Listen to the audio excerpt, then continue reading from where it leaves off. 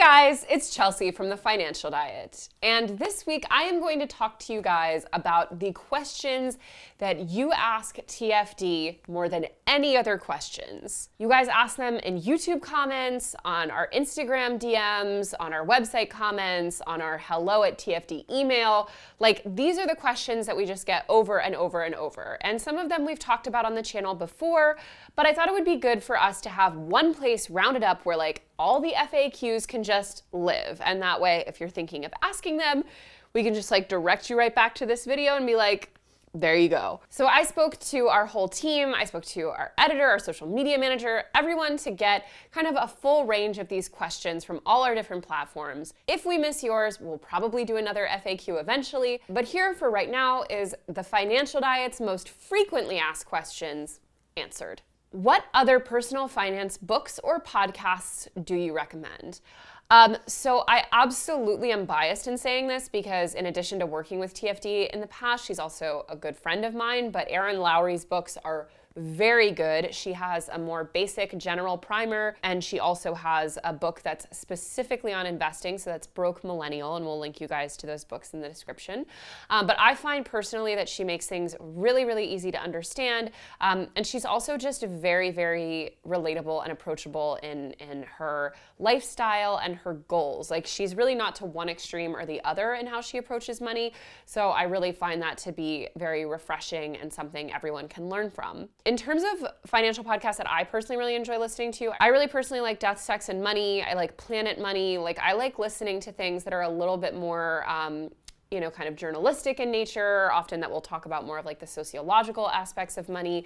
Find that very fascinating. I would also say for books, in terms of my personal approach and theories, like I learned the most and have adopted the most from John Bogle, who is also often referred to as like the father of index funds.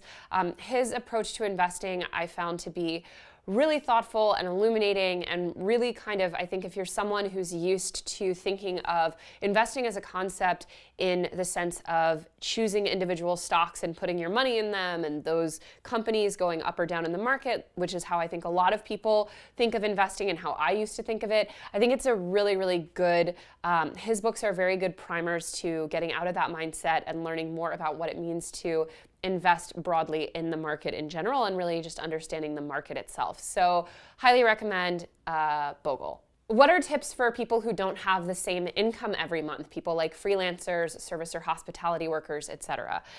Two big tips. One, always operate your budget on the lowest amount of money you can expect to earn in a given month. Like, always make your budgets, your estimates, your projections, your spending categories based on a bad month, and let a good month be a pleasant surprise, but never bank on it. Because if you're making your budgeting numbers around, an idea of a month that's more flush, you're definitely not going to meet that every single month, and you may find yourself having to take money out of your emergency fund or elsewhere to supplement your spending. So that's number one. Number two is anytime you're doing averages on your actual income, like let's say through freelancing or through the service industry, you earn $60,000 in a given year. That probably means, a bunch of money one month, a lot less the next, middle amount the following month, etc.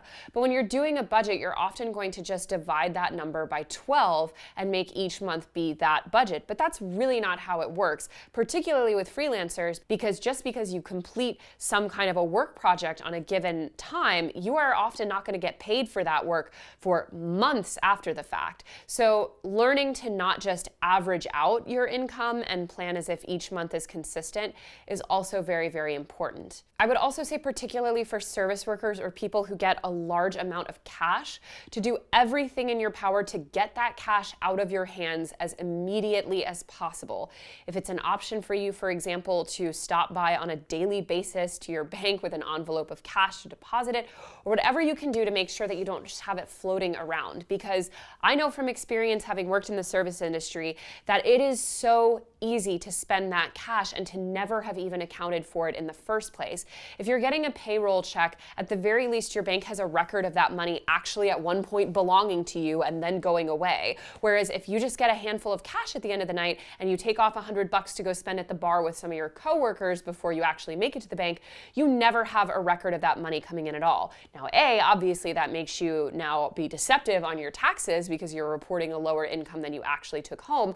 But also mentally, when it comes to your savings, you act as if that money never happened, so you don't even feel bad about spending it. So definitely getting the cash out of your hands as fast as humanly possible is so important. Also, please do not lie or cheat on your taxes. Please do not. That is bad. Do not mess around with the IRS. What are some tips for people who are trying to pay off debt and already don't waste quote unquote money on things like $5 lattes? I totally hear where this question is coming from because so much of personal finance advice is predicated on the idea that you're already doing something wrong, in which case it's a lot easier to make those better decisions and or take out the things that you're doing wrong. A good example obviously being things like $5 lattes. But let's be clear, a ton of Americans are living paycheck to paycheck, do not have savings, are not able to do things like spend money on $5 lattes to begin with. So that advice to them is useless. On a more societal level, I think we all need to advocate for real change if we want to get to a place where we're not all dealing with this enormous student loan debt, for example. Because it can't be up to every individual person to scrape and radically change their life and, work down their living costs to zero in order to pay off tens or even hundreds of thousands of dollars of student debt that they've spent just to get an education. We have to get to a place where education doesn't bankrupt people or a medical emergency doesn't bankrupt people. But in the meantime, you have to be practical. And unfortunately, a practical answer here is getting a side income of some kind. And I know that answer feels kind of shitty and not fair and like you're already working hard, you're already saving a lot. You don't want to have to pick up a couple side jobs here and there. You don't want to have to take on a new skill set or whatever it may entail. But that is the honest to God truth of the best way. If you have a fixed income of some kind, like let's say you have a salary, you're not going to go beyond that. You might get a bonus once a year or something, but you're not really going to go beyond that. And if you're already really cutting down your lifestyle and you don't see more places to cut that wouldn't seriously impact your quality of life, you should do everything you can to get an additional stream of income. When I was in that position, when I was paying off all my defaulted stuff, I was 22. I was working full-time as an au pair. I went to school. I was writing on the side. I wasn't yet making money from writing. I was writing articles for free every night. Gotta love that media industry. And I also was picking up, in addition to that, tutoring jobs because I knew that was gonna be the only way to make the money that I needed to make. And it sucked. It was terrible. I hated it. But the truth is that that's just the way it has to be. Both Lauren and I in the first 2 years of TFD were giving our all 24/7 to TFD and also did various odd jobs, before and after work or on the weekends to help bring in income. So it's not a very satisfying answer. And I agree with the general sentiment that we should get to a place where we're not all asking ourselves this question constantly of how do I deal with this debt? But in the meantime, be pragmatic. And that's kind of the ethos of TFD. The system is not perfect or fair and should change in a lot of ways, but in the meantime, we all live in this system, so let's all take steps to make our lives as good as they can be. Sorry that answer is not more fun. What should I look for in a bank when setting up a checking or savings account? So there's a lot of factors to consider. For example, I am someone who travels internationally a decent amount, so a bank that has a partnership with a bank in the country that I go to a lot is important because that means you don't have those fees when you take out the money, or at least, very reduced fees. Some people are all about maximizing that interest with things like a high yield savings account. That could possibly be, your concern. A lot of people want to do things like support a credit union for all different kinds of reasons. Both ethical and financial. So there are just tons of things to consider when picking a bank that's right for you. Definitely do your research, decide what is your priority. I would recommend personally, obviously if you're doing a brick and mortar bank, to do a bank that has convenient locations because there are a lot of advantages to be taken of actually going into the branch and speaking to a human being. They actually have people there who help you and can help with these financial decisions. But everyone's going to have different needs, so just make sure that you're really asking yourself the question of what does your financial life look like, and what are your goals with your bank? What is your advice for when you're moving out for the first time, especially into an expensive city? Always spend as much below your means as possible on housing. When I first moved to New York, we were spending up to the maximum that we could afford every month for our rent. And it really impeded our savings goals. And it really took us off track for a lot of other things that we wanted to do in those first couple years. And we picked that apartment because we wanted an apartment that was like really close to my work. My husband worked out of town, so it didn't even matter where he was, but like I wanted to be able to like walk 30 seconds to work. Like it was a really kind of like hip area with lots of bars and restaurants and stuff like that. And so we paid a lot of money. I think we paid $2,500 at the time for our rent, plus we had some utilities and bills and stuff. And I was not earning a lot of money at all. I can't remember exactly how much I was earning when I moved, but I think it was like 30-something thousand.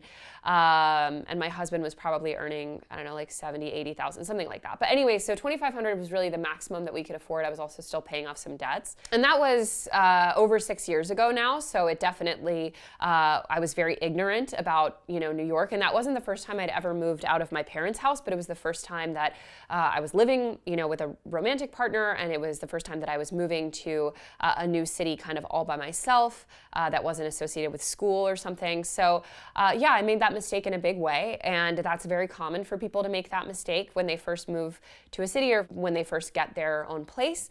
Now we really go out of our way to rent a place that is very far below what we could afford to pay.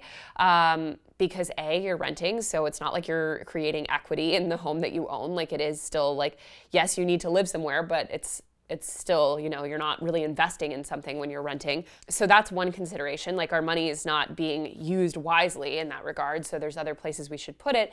But also it just frees up a lot of stress. If one of us were to take a big hit to our income for whatever reason in the next, year or so, like we would still be able to make rent, and we can put a lot of money to retirement savings, and we can put a lot of money toward travel and toward other goals. We're no longer like extremely tethered financially to the cost of our apartment each month. So that is definitely the biggest recommendation, because you have your whole life in that city and your whole adult life to like move into your dream space. You don't need to do it right when you first move there. And the other thing is definitely if you're moving into a big expensive city, that can be a huge drain financially. But one of the things that it really offers is so much free stuff. There's going to be a lot of times free different kinds of transportation, or very inexpensive transportation. There's going to be stuff like free museums, free cultural events, free meetups, free amazing libraries with tons of resources. There's a lot of advantages in big cities, and if you're smart about how you use it, you can really use that to work down your cost of living. Also, for anything like side income, there are tons of opportunities for that to pick up and drop off as you need. So I would really encourage you to lean into what is good about the expensive city rather than just, draining your money on expensive happy hours or whatever. Oh, also just don't go out that much. Like I used to go out all the time when I first moved to New York. Like every other day I would go to like, happy hours with my coworkers after work, or I'd go to restaurants or concerts or stuff like that. And I was already spending way too much money on my rent, but I was like, I gotta live that New York City dream, baby. And now it's like, hell no, I gotta live my hanging out in my apartment dream. What do you recommend for tracking your finances? I know it sounds like I'm being paid to say this, but I don't have to say this. Mint, I've used Mint for over 6 years, like since I moved to the States, and it's the best. I love it. I still use it all the time. Can't go wrong with Mint. That's my recommendation, genuinely. How did you start a financially stable business? I and my co-founder Lauren were able to not take a salary for 2 years because we both had spouses who earned enough money to support the both of us, and because they had good health insurance that we could be on. We also, had other advantages. Like I didn't have student loans. Lauren was living at home with her parents. We both did side jobs, but that was like the number one thing that allowed us to get off the ground. And then as far as, having, as far as the company building on itself and becoming profitable, that's really just a question of we've always operated as a business kind of below our means. We are very careful to not overspend.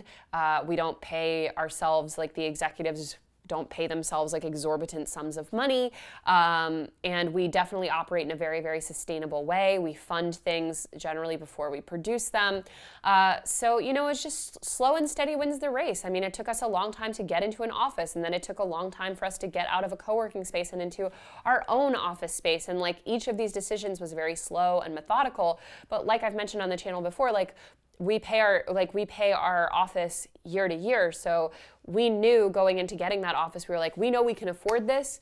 sight unseen for an entire year. Like that was a decision for us that was like totally sustainable and feasible, and had very little risk associated with it because we had that money. And that's how we really try to make every decision as a company. So we really operate on a budget as if it were a personal budget, and we stay under it. Any tips for setting kids up with good financial habits? I assume you mean children in this, like under 18. Have them make a budget. Even if they get like a little allowance or something, make them make a budget and track it and have savings goals. Like there's no reason that someone under the age of 18, like I started working a part-time job that was full-time in the summer since I'm 14 years old. I had like $12,000 in the bank by the time I was 18, which I spent entirely on frivolous bullshit. But if I had been a responsible human being, that would have been a great little nest egg for myself. But I definitely would recommend if a child has any money, even if it's just their Christmas card money or, their babysitting money, like make them make a budget, sit them down, go through it with them, make them understand like, what is retirement? What are taxes? Explain these concepts. Have them watch The Financial Diet. Buy them the Financial Diet book, available at all bookstores. No, but in all seriousness, like teach kids about finances. Like they should be participating in it from a young age. Is there actually a specific amount of money that I should have saved by 30 years old? Should is such a silly word in finance. Like, okay, what does should mean? Like, yes, if you want to retire by age 60, let's say, and you want to take out a certain number each year and only live on, I think it's the 4% rule or whatever. If you want to have that number, like that's very literal, right? It's got to be like 1.4 million or something. Anyway, there's like, I don't have the numbers in front of me, but like long story short, if you want to retire at a specific age, have a specific amount of money to live on each year and want to do it in a sustainable way, yes, that is a specific amount of money. And calculating things like your investment horizon, your rate of deposits each year, the market, you can extrapolate that to be a certain number by 30. I'm sure you've probably heard something like $100,000 saved for retirement by age 30. So yes, in a very literal sense, if you have certain goals, there is a target amount to have saved by target ages because that's just math, right? But here's the thing. For many people, they are heavily in debt at 30 or very underpaid at 30 or have a ton of outstanding financial responsibilities, or maybe they have to support a parent, or maybe, they got into a car accident that left them with medical bills. Like there are so many external factors that could be affecting your financial situation that those kind of numbers are completely unrealistic for you. So if it is within your realm to plan for retirement in an extremely on-track, numbers-driven, like I'm going to have, 1.5 million in the bank at retirement, blah, blah, blah. Like if that is feasible to you, awesome. And then you have every right to be like, okay, to be on target, I have this at 30, this at 35, et cetera, et cetera. If that is not feasible to you for any number of reasons, thinking in those terms is going to demoralize you and is going to make you feel depressed and is going to make you feel like you're not a real adult or that you're a failure. And that is often going to further derail you in your financial goals. So learning to tune out what doesn't apply to you and to focus on the goals that are sensible for you and that you can actually attain is so important, because that's how you stay motivated. That's how you snowball these good decisions and how you build something sustainable. If, let's say, you are in a really precarious financial position and you're almost 30, you could say, my goal is by the time I'm 30 to have at least $1,000 in my emergency fund. And I'm going to do anything it takes to get there. I'm going to work extra jobs. I'm going to cut out extra expenses. I'm going to move in with whatever it may be. And if that's what is realistic to you, if that's a reach goal for you at this time, you should feel proud to have done it at 30 and should tune out that advice that says, oh, if you're not at this really, really, really great place at 30, you're failing. You got to do what's realistic for you. And you got to learn the difference between best case scenario and realistic for you. Last question. Is there a right way to combine finances with my significant other? There's no one right way. Some people prefer to have entirely separated finances. I think that's not a great idea if you're married for a variety of reasons, but that's a personal preference. Like, you could very well want to do that. Some people merge their finances totally. Some people have merged finances and then also a few separate things. I generally think it's best to have mostly merged, if you're married, mostly merged finances and a few accounts that are your own, whether it's just for your like fun money or for getting each other gifts or surprises or whatever it is. It's good to have your own, but I generally think merging is better than not when you're married. There are a lot of advantages to that. And also it just makes life a lot easier than maintaining two completely separate sets of books and also having to like co-pay on absolutely everything you pay for. But if you're not married, I would be very cautious about intermingling. As I said, if there is a question that we didn't have a chance to get to today, but is always on your mind for TFD, make sure to leave it in the comments and we will do another one of these soon enough. But for now, as always, thank you for watching, and don't forget to hit the subscribe button and to come back every Monday, Tuesday, and Thursday for new and awesome videos. Bye!